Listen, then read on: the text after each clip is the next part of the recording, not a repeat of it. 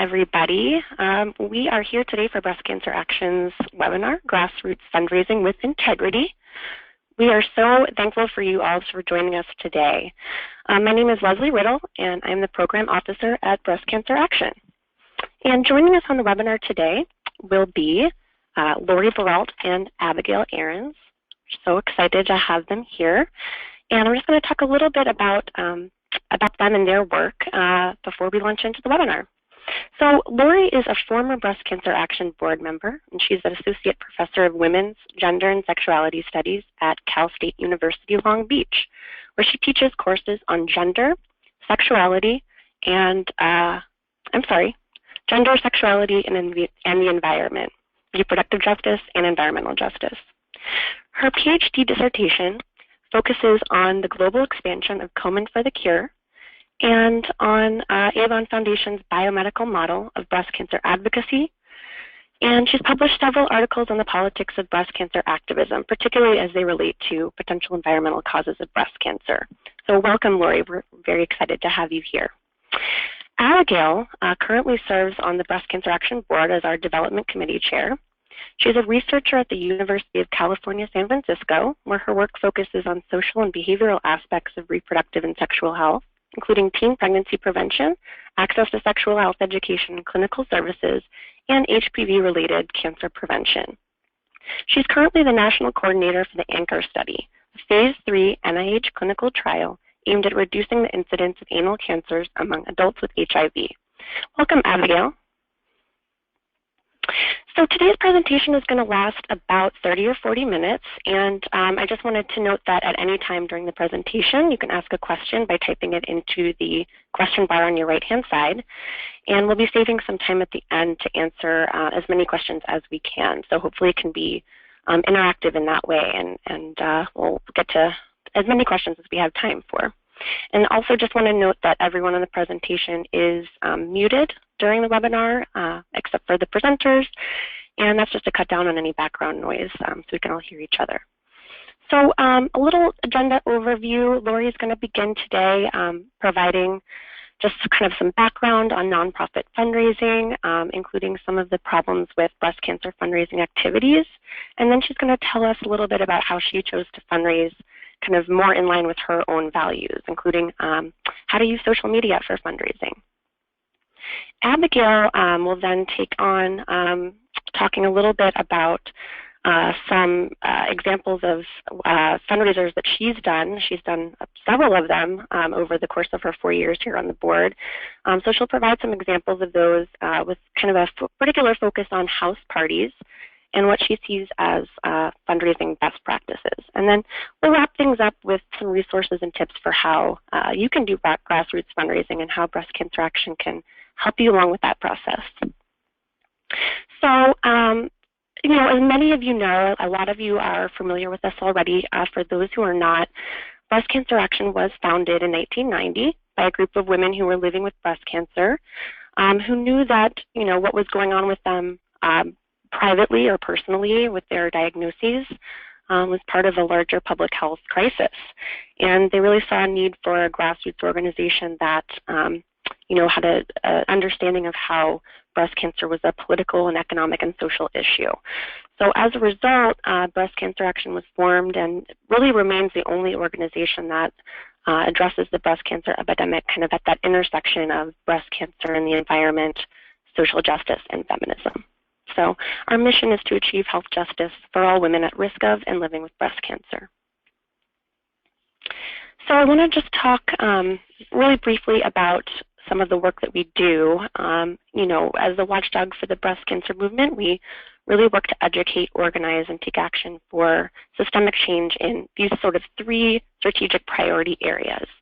And the first is our work on breast cancer screening, diagnosis, and treatment, which really looks at the data from a patient perspective and includes issues around breast cancer screening, issues of healthcare access, drug and device approval, and really demands more effective, more affordable, and less toxic treatments. Our other work is around root causes of the breast cancer epidemic. So we focus on looking at the involuntary exposures to hazardous or toxic chemicals that are present in all of our lives that put us at an increased risk for breast cancer.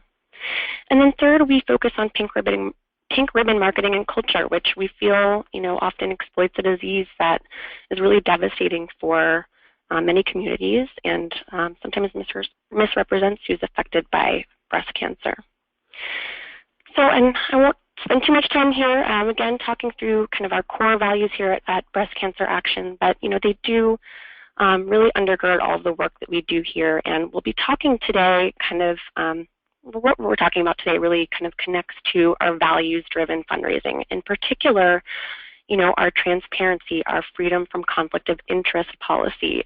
Lori is going to be talking about those topics in further detail, but I really want to hone in on those as kind of what we're talking about in today's context.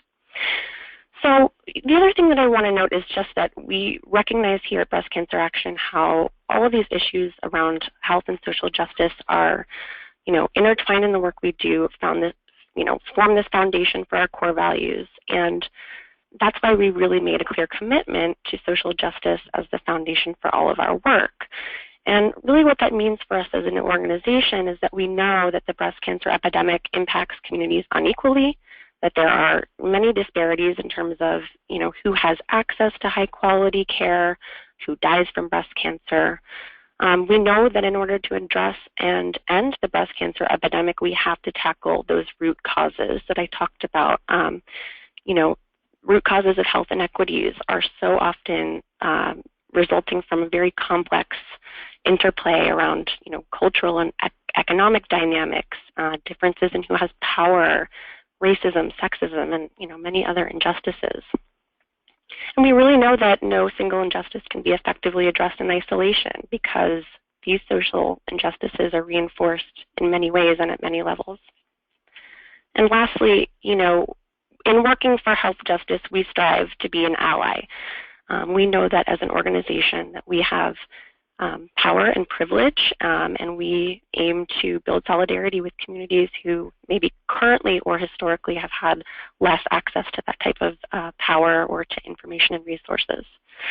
So, how does this all relate to grassroots fundraising? I know everyone's antsy to get into the presentation, and I just want to say that we really feel that it's a vital tool for us in achieving our values, whether that's the right to speak truth to power, the right to challenge assumptions, the right to quality health care, or the right to live in a non-toxic environment. Grassroots organizations need community support, and we believe that investing in a watchdog organization like Breast Cancer Action is really in and of itself a type of social justice activism. So our independence is what allows us to do such important work. And we really hope that today's webinar will inspire you to invest in grassroots fundraising as a form of activism for social change. So without further ado, I want to go ahead and turn it over to Lori to begin her presentation. So I'll go ahead and hand that over. Thanks so much, Lori. Thank you. Thanks so much for having me, and thanks everyone for being here. Can you all see the personal story slide right now? Let me make sure.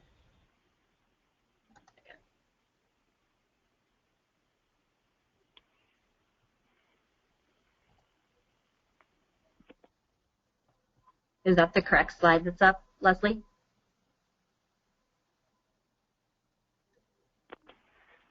I'm not seeing your slide. Oh, okay. Hold on a second.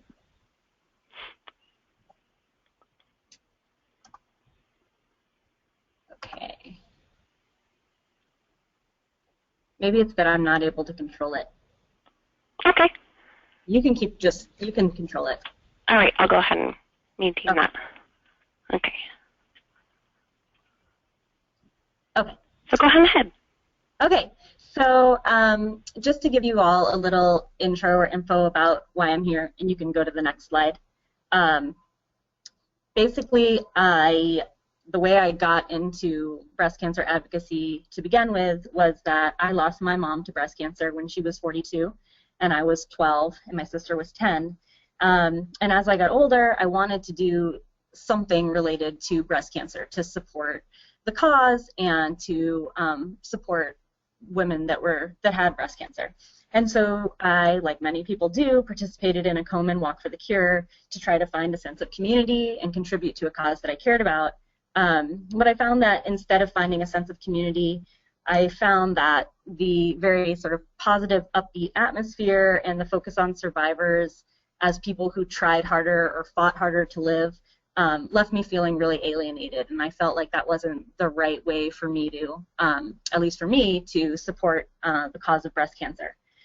So then later on, as a graduate student, I stumbled upon the work of Breast Cancer Action and knew that that was an organization that really was for me and spoke to the kind of work that I wanted to do, and I loved their passion. I loved that they were angry and were open to the complexities of the experiences of breast cancer and emotions around breast cancer, and focused on environmental issues and prevention that I didn't hear other organizations talking about that in my own research I was finding were so important. So that's how I came to Breast Cancer Action as an organization.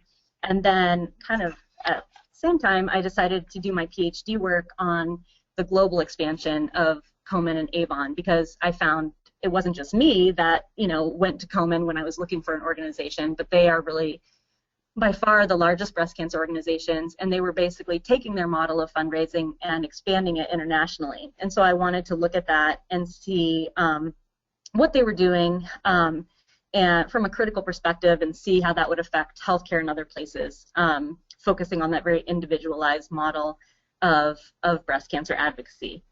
So then a few years later, I applied to be on the board of directors of Breast Cancer Action, and while serving on the board of directors is when I started fundraising for Breast Cancer Action. And I wish I'd thought about fundraising for them sooner, but I hadn't. And I'm by no means a fundraiser, but I found that it was a really great way to, well, like Leslie was saying, do a type of activism to support an organization whose work I really believed in, and know that the money I was raising was going to work I wanted to support.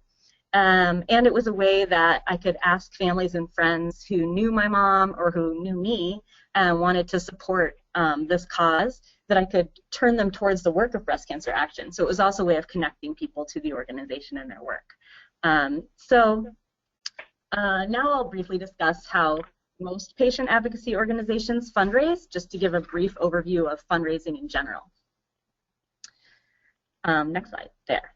So most patient advocacy organizations are funded by pharmaceutical and biotech companies. And to a lot of people that seems to make sense. They're like, well, you know, they work on these issues, they're a health advocacy organization, those companies are health organizations, so it seems as like a natural fit kind of.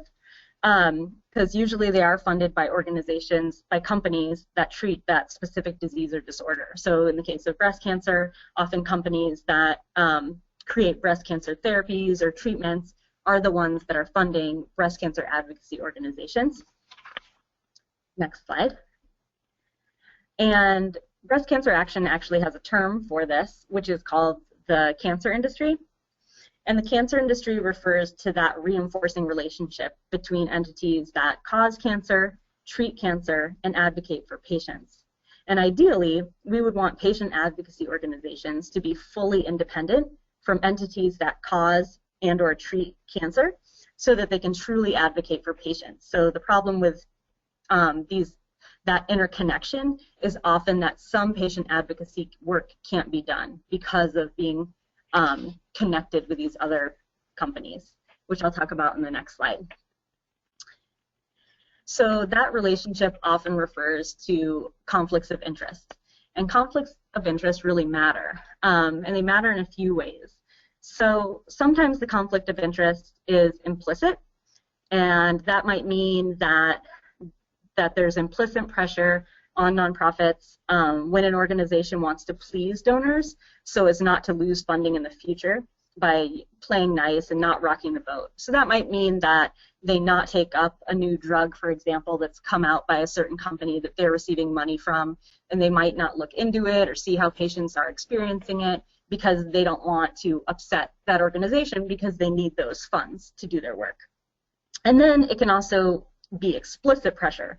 And that occurs when a donor actually inserts into a grant agreement prohibition on the type of work a nonprofit can do, which is often an explicit pressure that they can't address, anything related to that company, which also means they can't be a true voice for patients in the sense that they can't speak to that issue. And so both of these forms of conflict of interest may affect the work that patient advocacy organizations take on.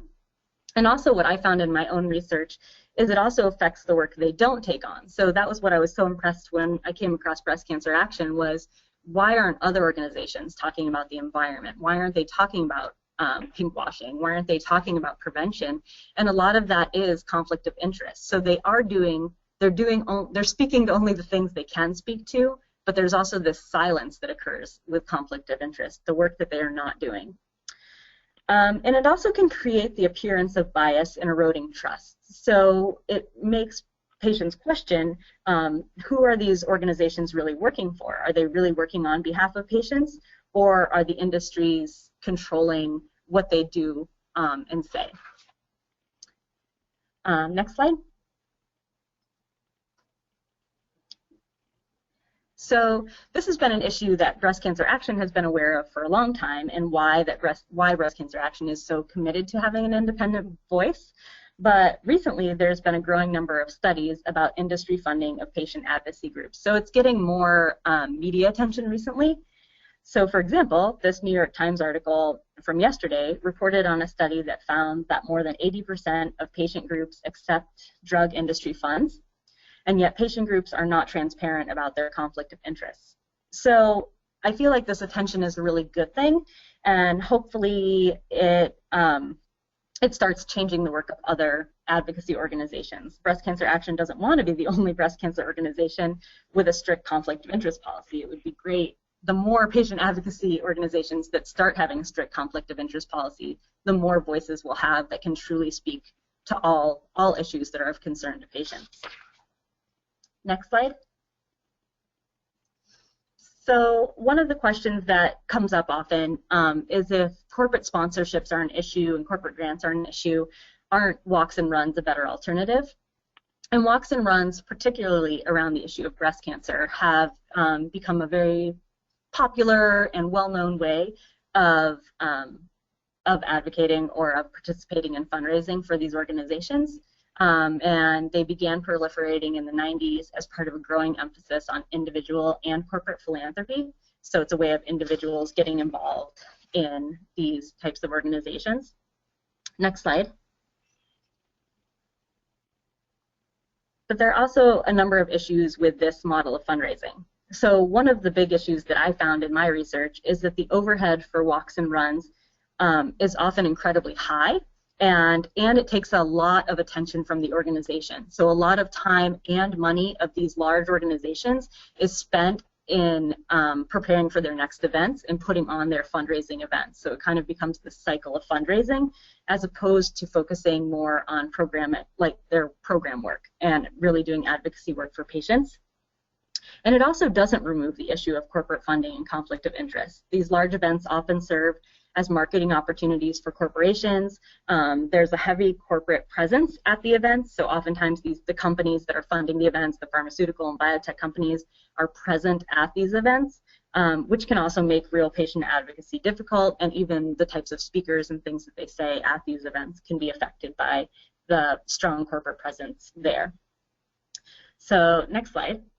So Breast Cancer Action provides 4 questions to ask before you walk or run for one of these organizations.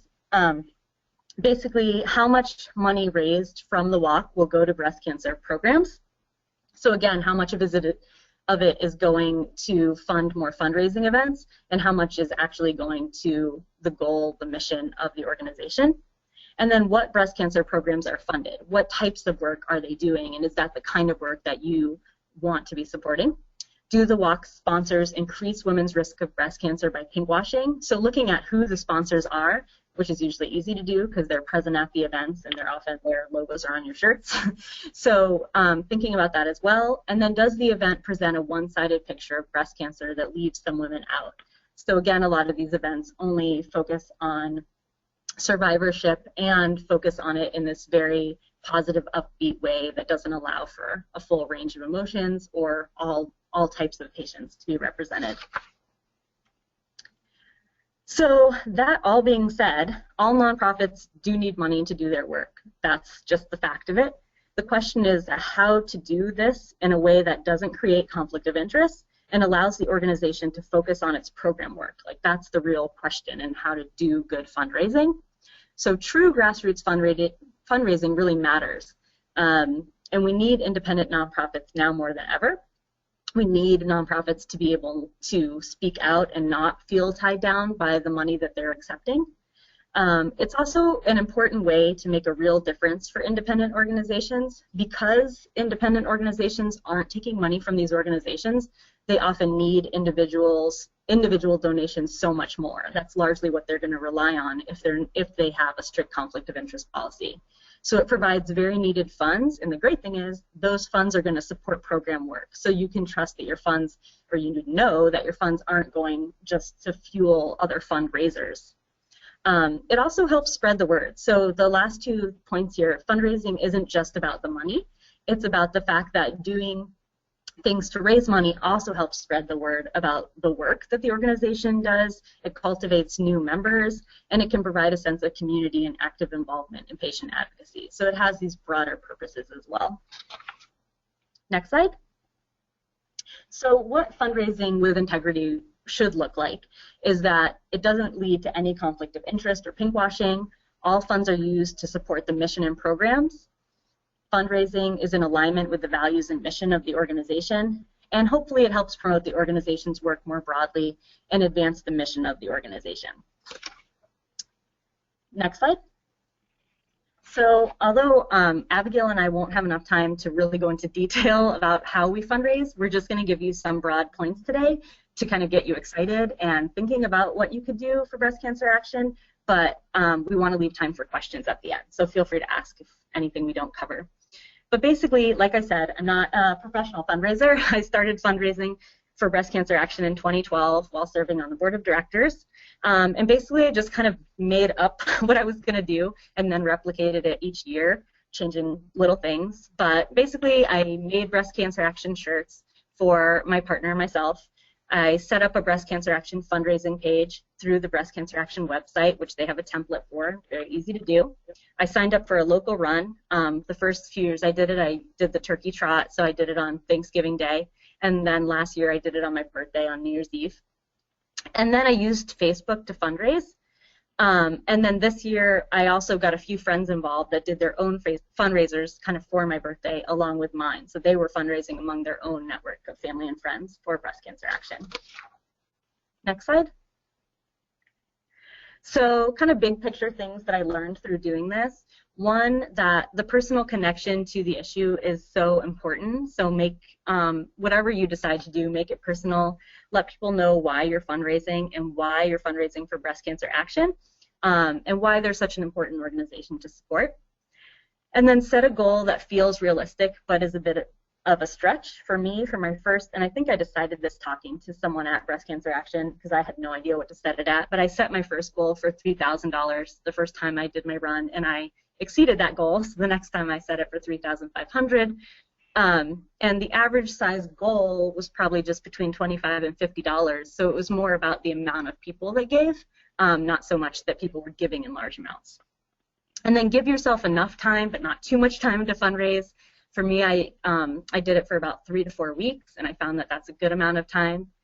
Regular reminders and thank yous. This example here, this image is the way I would thank people using social media every day, which both served as a way to thank people that had donated, but also as a reminder. I'd always include the link to my fundraising page, so it would also remind people, oh yeah, I meant to give and I forgot. So I would do that every evening with different images. Images, that's the other thing. Images I found really useful just to use in my reminders and thanks to people. And then just having different types of little things that I would do throughout to kind of keep people feeling like they were in it with me, like part of my fundraising, and kind of making it fun. So having a matching gift day where I would match their gifts to Breast Cancer Action, like saying, you know, every gift up to $200, I'll donate to Breast Cancer Action as well. And then milestone days, so when I reached half my goal or when it was a week away from the run, bringing those things up as motivations for people to donate. And then the actual event day, kind of making that a fun day for people, because it's not a run that everyone's participating in, so they're not physically there, but letting them feel the excitement and my appreciation on the actual event day and making sure to re-thank everyone. So now I'll turn it over to Abigail. Great. Thanks so much, Lori. I'll say a little theme you'll hear a little later in my talk is not to reinvent anything, because we've done a lot of this work already and we have examples and templates to use. And another way to look at that is feel free to copy from us. I've definitely copied a lot of Lori's strategies in my own fundraising, and I really appreciate, Lori, all the things you've done that you've shared with me over the years. So let's see.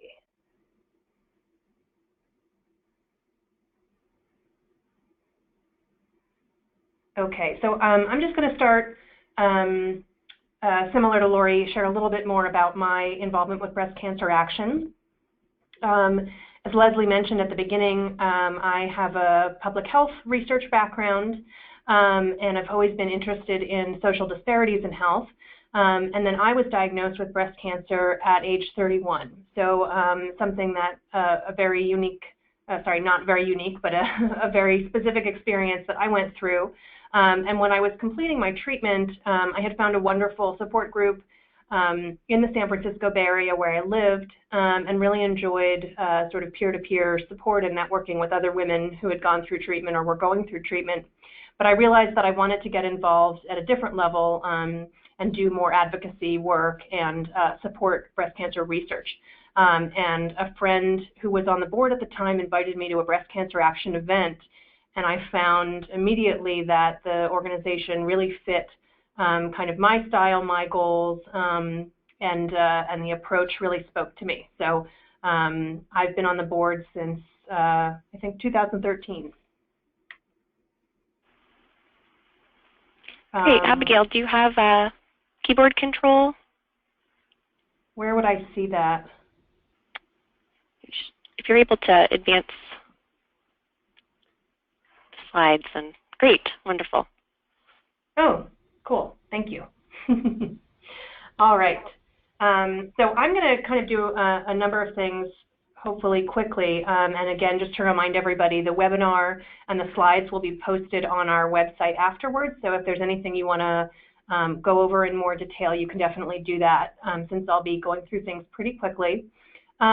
So in terms of talking about grassroots fundraising for Breast Cancer Action and other organizations, I wanted to just step back and remind everybody that while fundraising is obviously one of the main goals of doing this, it's not the only goal. A lot of the work that we do is also about introducing people to our work, spreading the word about what we're up to, educating people about specific issues that we're working on. For example, connections between cancer incidence and environmental issues, like dangerous drilling and fracking. You may have heard about that from us from other webinars.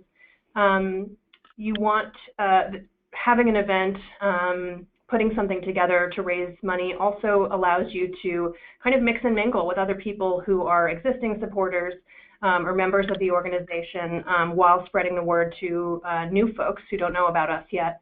And it's an opportunity to highlight your own leadership and what you're doing to inspire other people to get involved.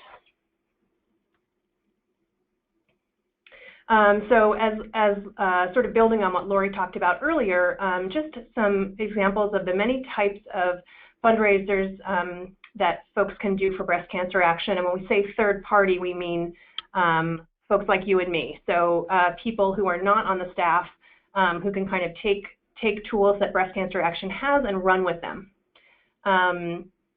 So this is just one sort of selection of ideas. As Lori mentioned, she did a run, the sort of Thon model, and that's a great way to raise money and raise awareness about the work that we're doing. If you're a social person, maybe you have a lot of friends and you want to throw a house party. I'll be talking a little bit more about how to do that. There's a couple of films that people have screened to raise money for Breast Cancer Action. That's a great way, again, to kind of educate people, bring them into what we're doing, and raise some money for the organization. Letters are a great way to reach out to your community, and this is especially good if you either are a little bit less social and outgoing in person, or you have a community that's more spread out if you want to reach people who don't live near you. Writing a letter about maybe your own experience with cancer, or the reasons that you're involved with Breast Cancer Action or you want to support them, that can really move people, that personal connection of explaining what brought you to the organization and why you want to raise money. Don't Pink for Me is a great online tool that Breast Cancer Action put together. Makes it very easy to fundraise online. So again, you can include folks who are in your geographic location, and then also people who are far away. We've been approached and have had some success with business promotions. So for example, a business might donate a portion of their proceeds for a certain period of time to the organization. And we actually there's a theater piece being done here in San Francisco, and there's one night where the performer is donating proceeds from tickets to the performance to our organization. So that's a great partnership. Again, these are all ethical ways to raise money for Breast Cancer Action. And at the Q&A, if people have other ideas or have questions about particular ideas and whether they would work, feel free to ask away. So just very briefly, as Leslie mentioned, I've been on the board for a couple of years, and I've done a lot of different kinds of fundraising for Breast Cancer Action. Unfortunately, I didn't find some great pictures like Lori had shared for these events, but they really did all happen, and we had a great time. So the first event, Seeing Red, The Truth About Pink Ribbons, this was kind of a bigger event. I co-hosted it with some other board members in the Boston area, and had some help with other folks in my network who volunteered to assist with the logistics and the planning for the event. We had a panel of speakers, and we showed part of the film Pink Ribbons, Inc., which I'll mention again later. That's a great film if you want to do a film screening as a fundraiser. It's educational, and it talks a lot about some of the issues Lori raised in terms of how to fundraise ethically and some of the problems with the pink walks and runs. Again, another great way to put something together is to do a house party. Invite your friends, tell them a little bit about Breast Cancer Action, how you got involved, why you're supporting the organization, what work we're doing, as I'll mention later, we have tools to help out with that. One thing I've noticed when I've done house parties is that not everybody can always make it, even if you tell people in advance and the date seems to be good for most of your friends. There's always going to be reasons that people can't attend. So one thing I found really helpful in the past is writing a follow-up letter after the party to tell people, we had a great time, we're sorry that you missed it. Here's the material that we handed out in case you're interested, and including a donation envelope. And I found that can be really successful with people who couldn't attend but want to contribute. It's a great way to kind of follow up and continue that conversation. There was a year after I did the house party where I was a little bit too busy preparing and planning for my wedding. So instead of having a party, I wrote a letter sort of explaining about, what was going on in my life, and the fact that I didn't have time to put together an event in the spring as I normally did, but Breast Cancer Action was still very near and dear to me. And again, that sort of personal connection and updating people on Breast Cancer Action's work was very effective as a letter writing process. And then the last example here, I got married at the end of August last year, and my husband and I live in a very small apartment. We already had set up our household, and we didn't really want to get a lot of gifts. But as everybody knows, if you are having a big life event, most people really want to contribute in some way and give you something. So on our wedding registry, we decided to choose 2 nonprofit organizations and ask people to consider, instead of giving us a gift, making a donation in our honor. And that was a wonderful way to recognize Breast Cancer Action, again, sort of include more people in the work that we do and involve them in what we're doing, and have them support Breast Cancer Action as a way to honor our wedding and our event. So I think sometimes people get a little bit intimidated by the idea of fundraising, and especially doing something on your own. And so I wanted to kind of address what I think of as sort of common myths or fears, things that keep people from doing it. So, you know, a lot of things I hear about in terms of house parties, people think they need like a really exciting celebrity or rock star to bring people in. And the truth is that's not really true. Anybody can throw a party, and as long as you have friends who to invite, people will come. Another thing, as Lori was mentioning, you know, it's not necessarily about the size of people's donations. So, you know, some people might be concerned, well, my friends, you know, they're students or they work in nonprofits themselves. They don't have a lot of money to give. First of all, that's not necessarily true. We don't always know our friends' financial situations. But I would also say, you know, remember that there are a lot of different goals for these events, and money is not the only purpose, the only reason for throwing a house party or having a fundraiser of some kind. So you never know, you know, who's going to show up, what kind of connections that's going to foster, and other developments that could come out of that. And then this other idea, you know, everyone's really busy, no one's going to want to come to a house party. The truth is, I think everybody is really looking for something to do to contribute right now in a positive way, and I would say especially in our current political climate. So it's actually a great way to give people an opportunity to get together, talk about issues that matter to them, and feel good about what they're doing. So just a couple thoughts about inviting people. As with most planning, I would say the earlier that you start, the better off you'll be, just because things always take a little longer than you think to pull together, and you never know what kind of changes are going to happen in your planning as you go along. We recommend that you invite people well in advance, 3 or 4 weeks in advance, so that they can, you know, save the date and make sure to arrange to be available, arrange for childcare, transportation, things like that. And inviting someone is not the last step. It's really just the first step. So you want to make sure that you remind people, send follow-ups to people who haven't RSVP'd, things like that. Definitely encourage everyone to bring friends. I mean, this is where you can kind of think about your own circle and then all the networks that your friends have and the networks that they have. And it's sort of all these different ripples that are going on in the community. You want to reach as many people as possible, and you never know who your friends know and what their connection might be to cancer or environmental health issues. So it's all a wonderful opportunity. Think about people in different circles of your life. So here are sort of examples of thinking beyond your kind of immediate circle, the people that you see more regularly, to colleagues, neighbors, people that you partner with at work.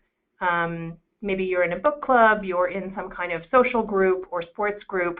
You never know who's going to be interested in this, and again, who might already have some kind of connection.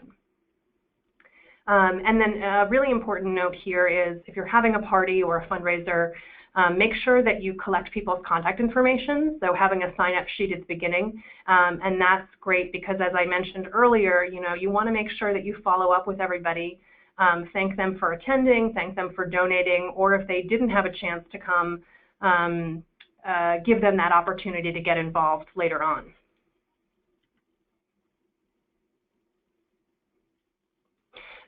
So what I sort of think about as like the entree of an event, the main course is Breast Cancer Action.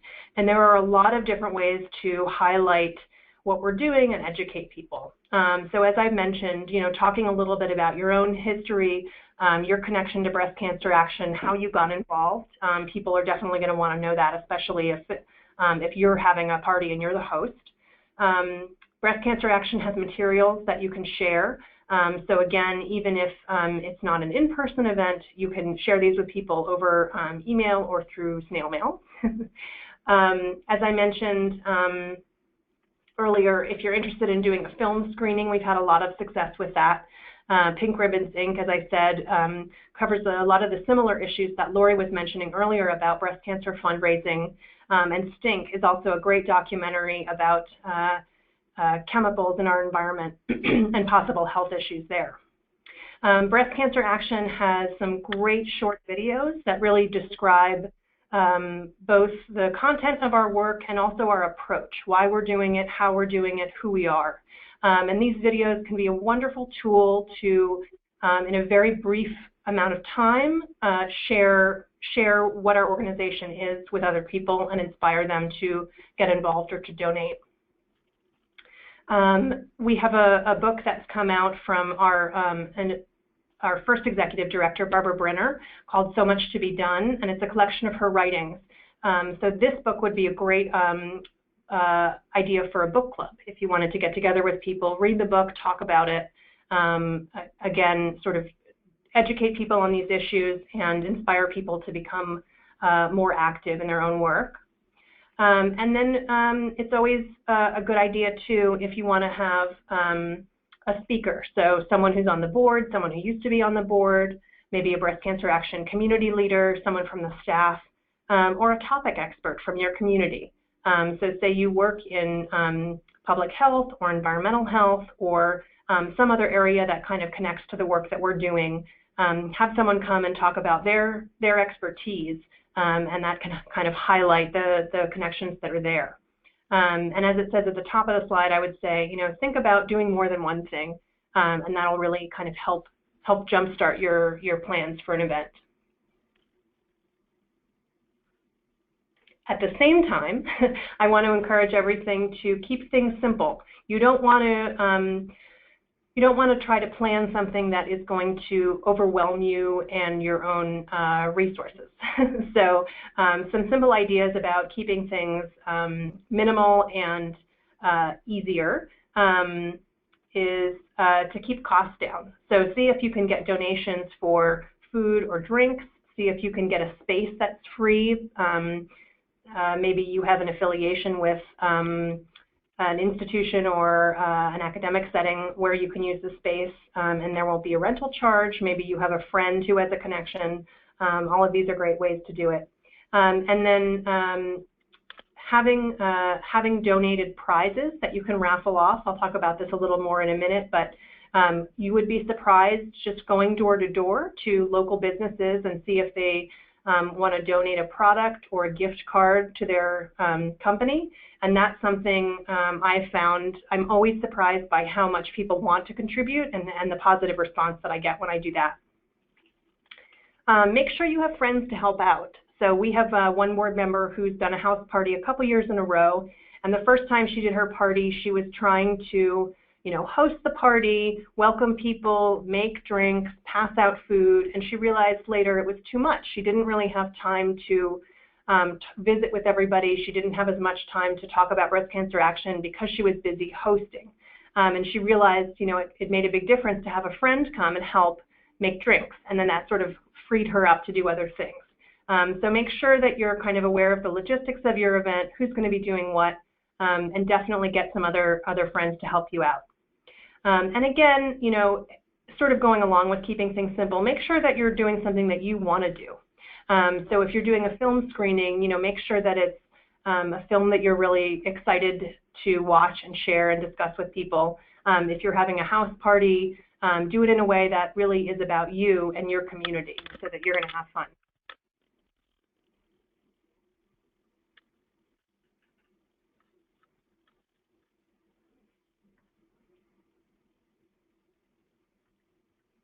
Oh, sorry, this is not.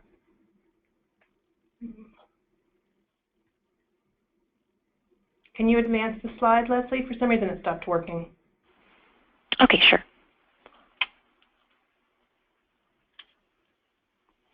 Thanks. So something we always try to instill in people who want to do fundraising for us, you should never surprise people with what you're asking for. So for example, if you're hosting a house party to raise money for Breast Cancer Action, make it really clear that that's the purpose of the party so that people know to bring money or to bring their checkbook. and again, there's different ways to communicate that on your invitation or on your save the date when you invite people. But you never want people to be surprised that you're asking for their financial support as well as their other kinds of support.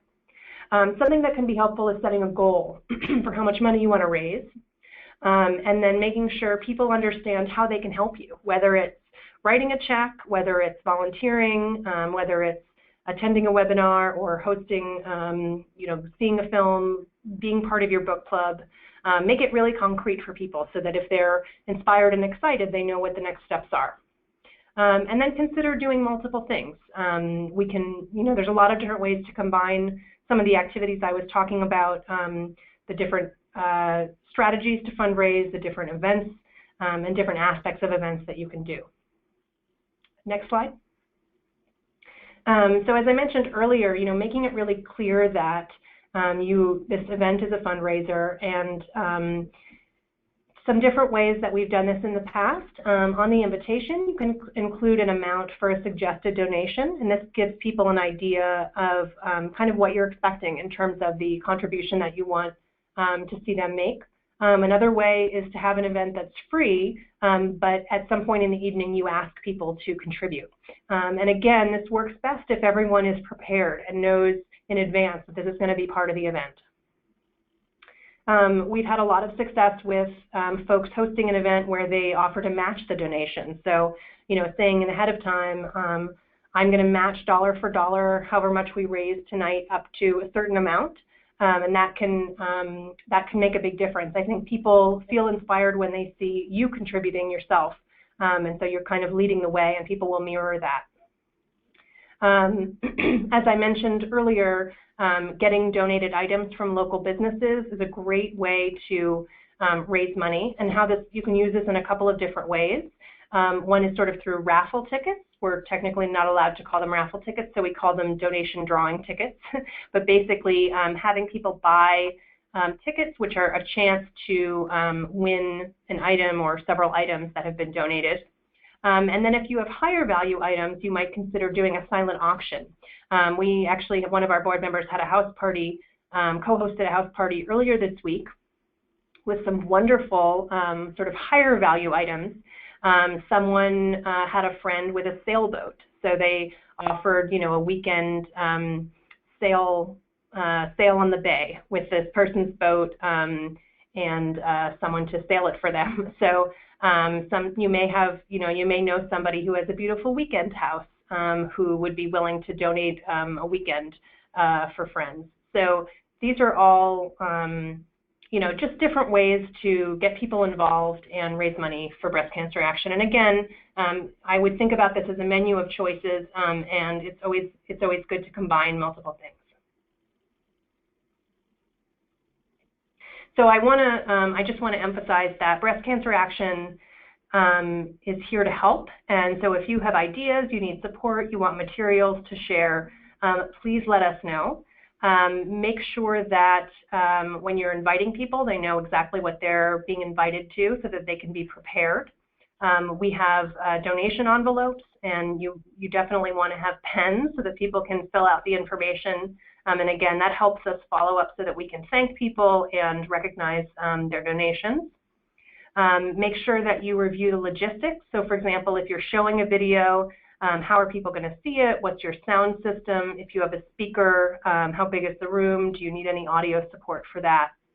I would definitely say, consider co-hosting, working with a friend, either for the planning or the actual hosting of the event, because it makes it a lot easier when there are more people involved and you get multiple perspectives when you're making decisions about how to do it. And then don't forget to send out thank yous. As I said, it's really important to cultivate and thank people who have attended an event and have contributed, and it also can be really successful to reach out to people who couldn't attend and give them that opportunity to learn about what we're doing and to contribute after the fact. So we have a couple of toolkits available online. I'll just mention this really briefly so you can see what is included. This is the Hellraisers for Health toolkit with lots of useful materials.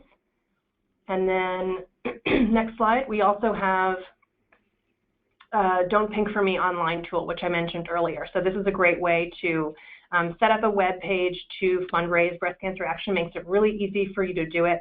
And then you can use email, you can use social media, make a post on Facebook to spread the word. So again, this isn't something you're doing on your own. We're here to support you, and we have a lot of concrete materials and also tips and best practices that we want to share with you to help you be successful.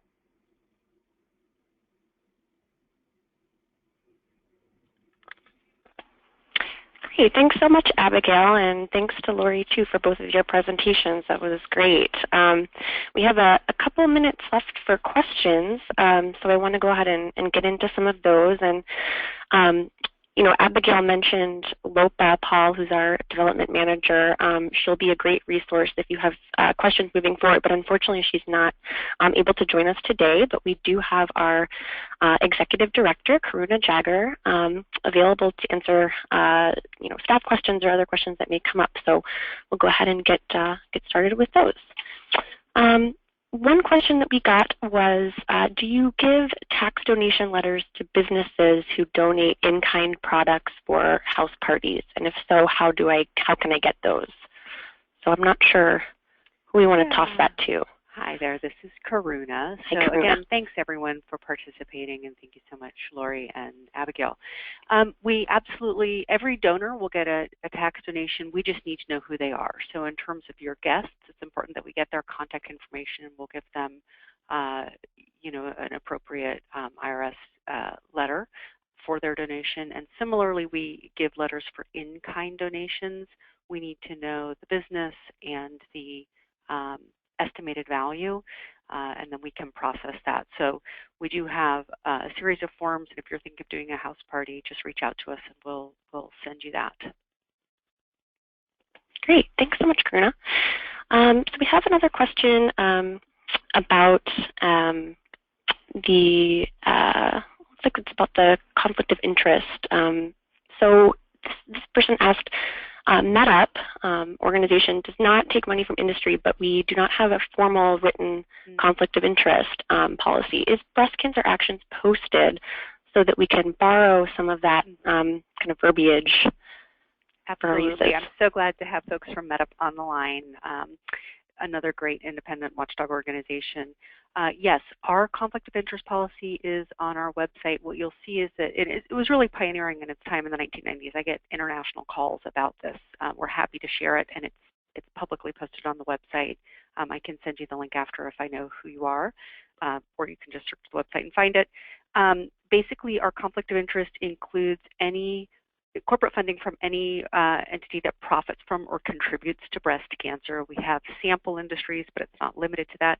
We also go a step further and ensure that we don't have representation on our board from anyone who works in those industries.